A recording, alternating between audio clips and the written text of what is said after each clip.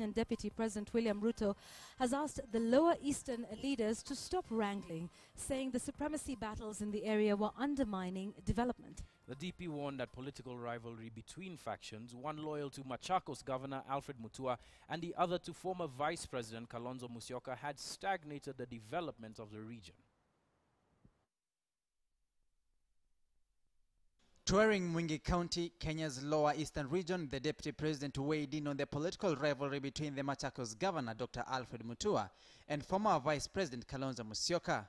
Ruto warned that supremacy battles and playing regional kinship was akin to derailing development of the region. Hakuna mwananchi wa Kenya wa upinzani.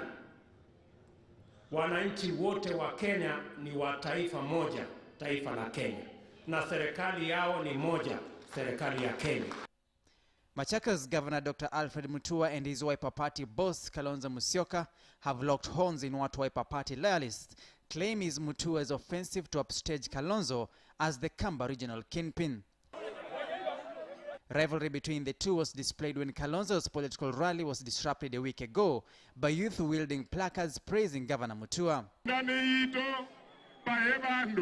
And this Friday, Wiper youth seen as supporters of Kalonzo Musyoka also stormed Mutua's rally.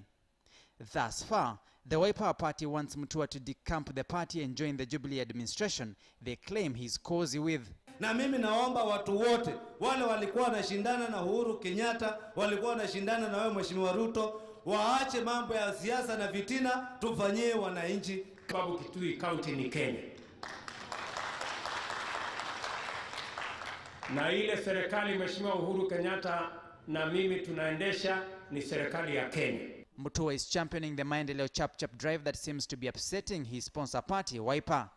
Critics view Mutua's antics as a coup to topple Kalonzo from the hierarchy of the Ukambani politics. Safari ya kutoka kule Misri, ambayo tumeumia kwa muda mrefu, imeshaanza.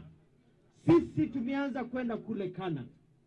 Lakini kuna wengine ambao wanatuona tukienda kule, wanapigwa na bumbuazi na mshangao na kutatanika.